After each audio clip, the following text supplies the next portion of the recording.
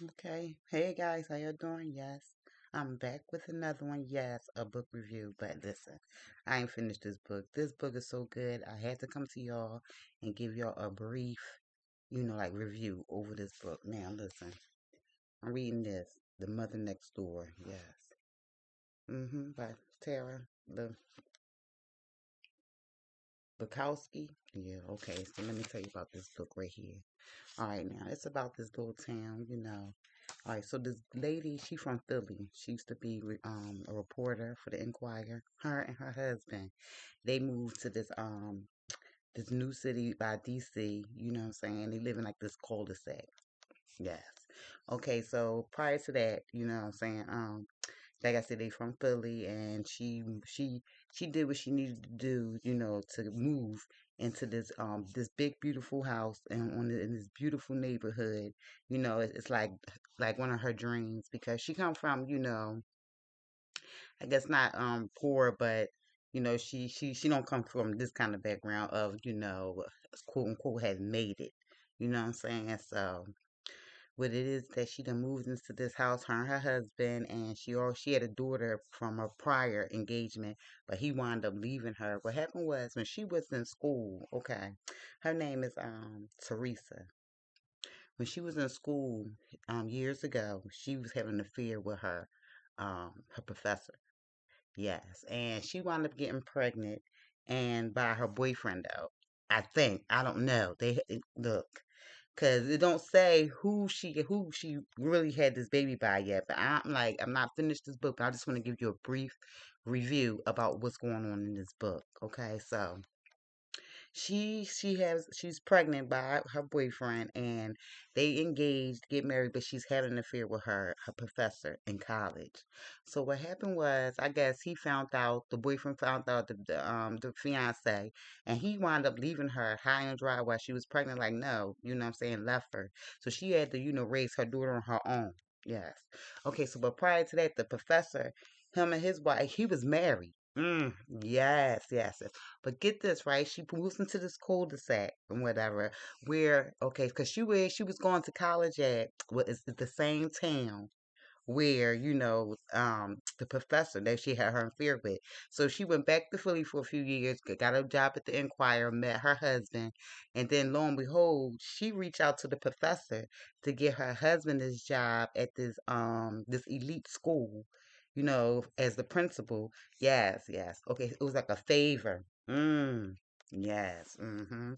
To her because they used to mess around. So he said, yeah, he basically said, you did a favor for me back then, so I'm gonna do a favor for you. And he wound up recommending and giving a good word and for her husband to get this job so they could move into this beautiful house in this cul-de-sac. You know what I'm saying? Yeah, and live like the dream life that she always wanted. You know what I'm saying? But I don't know. It's something about it now. These women in this cul-de-sac, they got this little group, this little league on. Let me tell you something. Yes, it was called the IV 5. Okay, but one of the girls had moved away years ago or whatever, right? And her name was Jacqueline. And I'm saying like, well, what happened? Why? And this is big secret about why Jackie moved, what happened, and they not really, talking about it. But they let Teresa join their IV 5 because it was only IV 4 since Jacqueline left. So, and I guess it was they couldn't find no one to fill her shoes. But when Teresa came, and they was like, I think she'll be good since she's the wife of the new principal of the school, and they all these women they have children that goes to the school, so they saying she'll be good to be in our circle, you know what I'm saying, to be part of us. So they wind up giving her a pen. They all got these little nice pens that they put on their clothes, cause IV 5.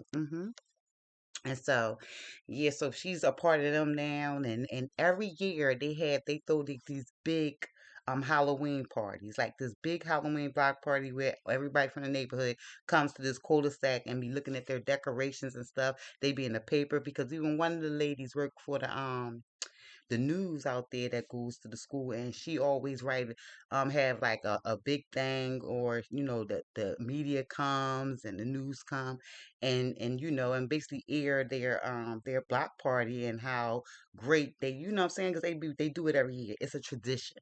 You know what I'm saying? They've been doing it for 20 years plus, okay? But the girl who's in charge, her name is Kendra. You know what I'm saying? She's been around here for years, and now this is gonna be really the last year because her children is now graduating and going to college, and she don't have any more children in school. So she's gonna be, they're gonna be like just without the children. I forgot what they called it, but once your children move away, go to college, you like by yourself. You're alone now. Just the husband and this and that. And so and also there's a couple of other women in the league now. Like I said, it's four of them. It's Kendra, it's Alice, um Pia, and Bettina. Okay. Yes. And they all have husbands and they all have children around the same age except for Alice. Alice's children is the youngest out of all of them. But the rest of the women, like their children is in high school or in college. Yes. All right. And so now Teresa moves into this cul-de-sac in this house where um it was the Browns used to live, and they had a daughter named Daphne Brown. Now get this, they got this little scholarship thing called the Daphne Brown Scholarship. So, what I'm saying, they do like baking funds and different kinds of funds and drives to and they donate also money for this Daphne fund, and whoever that they pick, whoever write the best essay out of the children, I guess the 12th graders, the seniors, they get the money to help them with the with college. Mhm. Mhm. All right. Okay. But all right. And so, okay, now what we're going to do now is, all right, so now what they doing, they plan this, and they got Teresa and her husband have moved into this cul-de-sac with these women. And they all, and she wants to be accepted by them. And, okay, before she got her pin and everything, she's doing everything possible to be accepted from them, you know what I'm saying? And they really want her to be a part of them too, like I said. But she has a daughter named Lily, okay? And like I said, prior to her moving there, about 12 years ago, it was a family there that lived there called named um, Mr. and Mrs. Brown.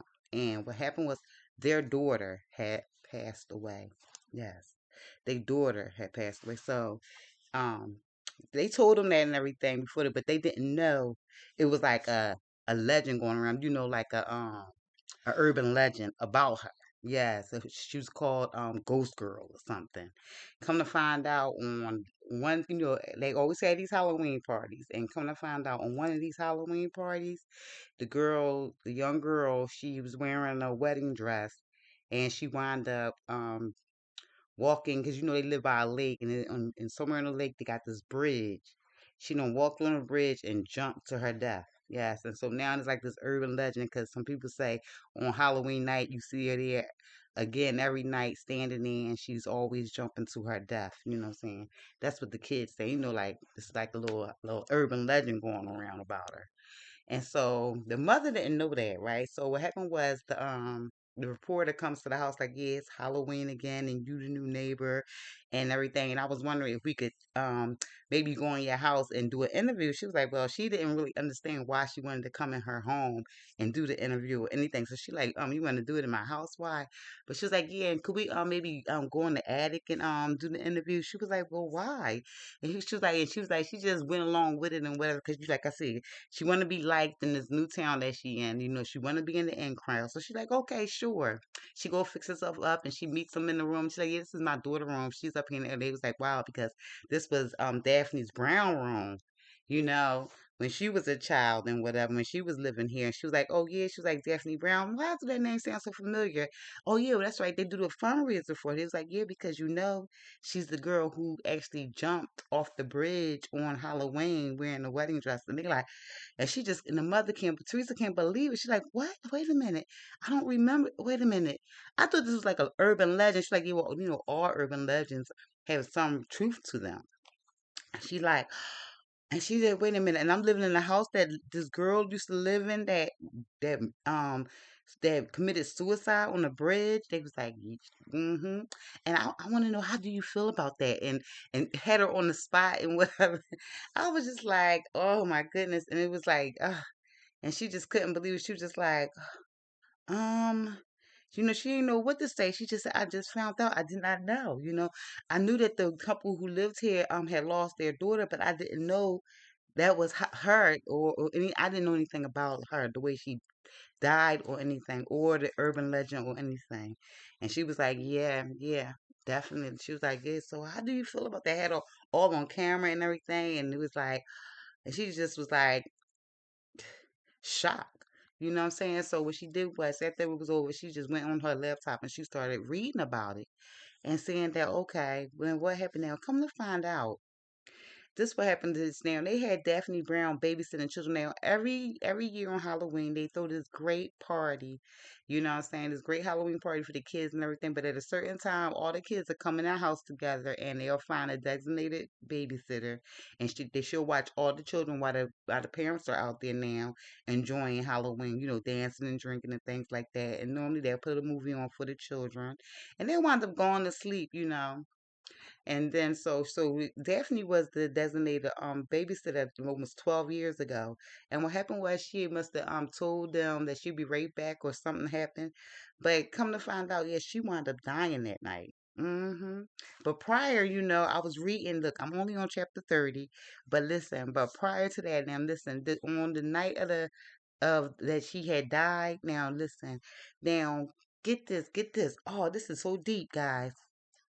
All right, so the professor, the one that Teresa was having an affair with a lot of years ago, come to find out, she was part of the Ivy Five. Yes, the professor's wife was actually Jacqueline, part of the Ivy Five.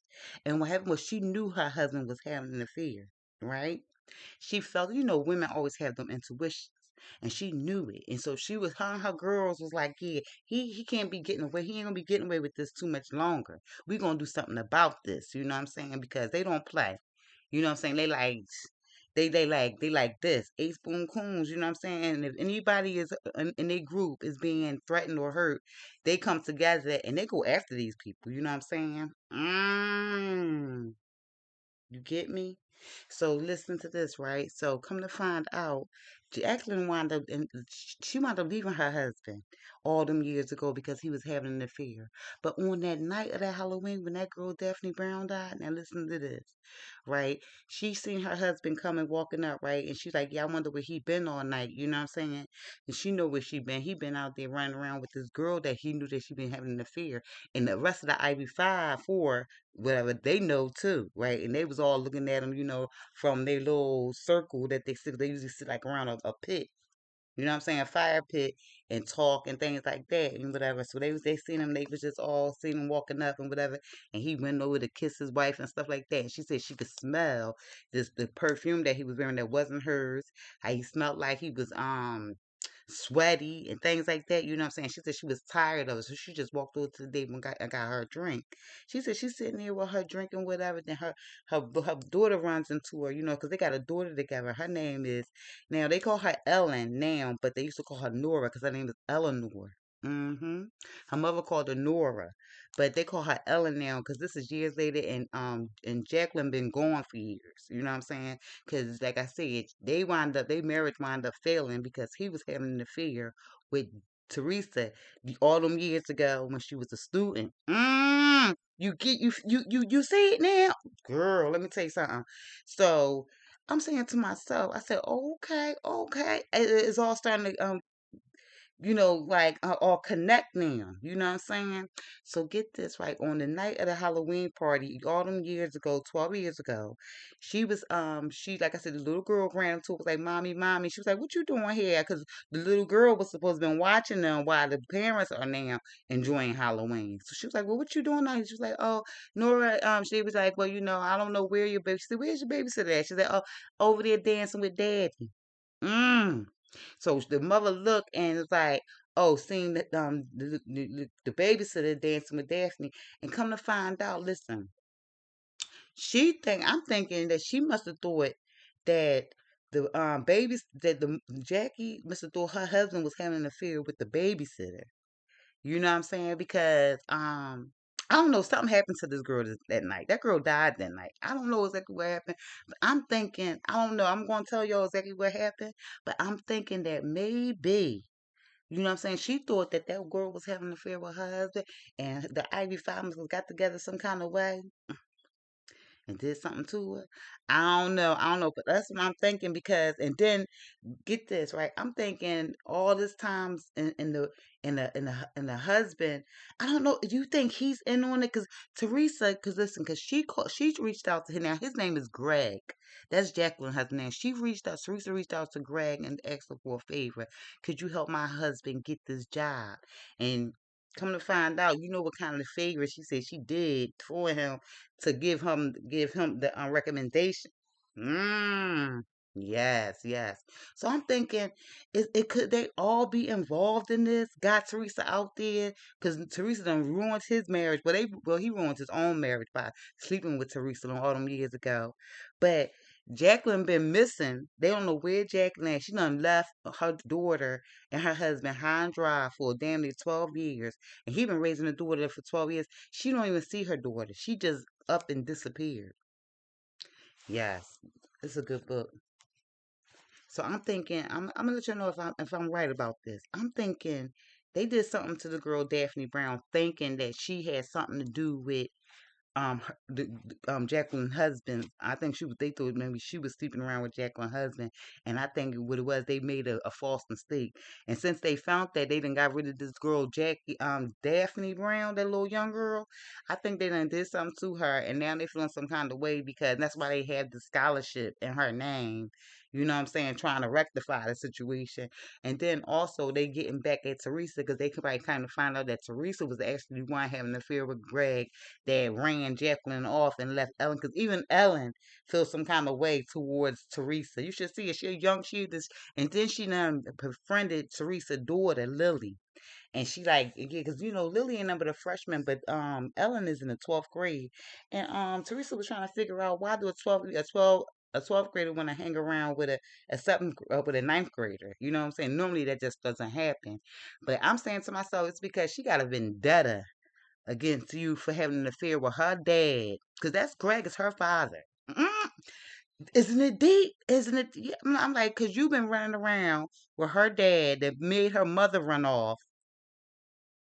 Yes, made her mother run off. She ain't seen her mother. She been raised by her father for the fact that you done been sleeping with her dad and left her mother there. She probably feels some kind of way about you. Like you never know what's going on, what they got planned for Miss Teresa. Yeah, Miss Teresa all there trying to because they already locked her in the shed one day. She went there to get the inside the shed to get some Halloween decorations. They said, yeah, go on in the shed and get the Halloween decoration because the girl who shed it she wasn't home, but she said you go ahead because you got because Kendra gave her the key and whatever. Like you go ahead and you go and get whatever you need for your lawn and whatever. And she was all hyped and she just wanting to be a part of it, but Huh. And even Greg be saying little stuff under his breath, like not really under his breath, but saying little smart stuff, on the low, you know what I'm saying? What is it? Sneak this? Mm. He do. Every time they see each other, he always popping up in the strangest places and this and that, and then wanting to meet her in different places, like even meet her in the places where they used to get together and have their little flings and when they used to get together when he was married to Jackie. And she was like, this is so familiar. And I remember back when I was a student, me and Greg would come here, to be alone and this and that. And she used to say how she just used to like it because it was like a forbidden thing. It was a forbidden love. And it was exotic, it was erotic, and it's the stimulator and make it feel like, it's nothing like she used to say it used to turn on the fact that they could get court and things like that. She was young, but now she's older now and she got a husband of her own. You know what I'm saying? She got this beautiful house now in this cul-de-sac with these girls, and she's part of the Ivy Five and this, and that. But something going down. Something going. I just had to share this with y'all. Now I'm gonna finish reading the book. See, I got a little bit. I got more left, right? I'm gonna come back to you. I'm gonna do a part two about was I right about what this was about. I'm thinking I know. I'm thinking I know. I think they got something they're gonna get Teresa for destroying Jacqueline's marriage because, and also they feeling some kind of way about Teresa because they did something to this girl Daphne. You know what I'm saying? Thinking that she was the one running around with Jacqueline's husband, and it was all the time. It was Teresa. Yes, yes, yes. I'm thinking that's what it's about, but I don't know yet. But when I finish this, I'm gonna let you know. I'm gonna do a part two. All right, guys. I'm gonna say thank you for joining me, and hey, stay tuned for part two. Okay, guys. All right.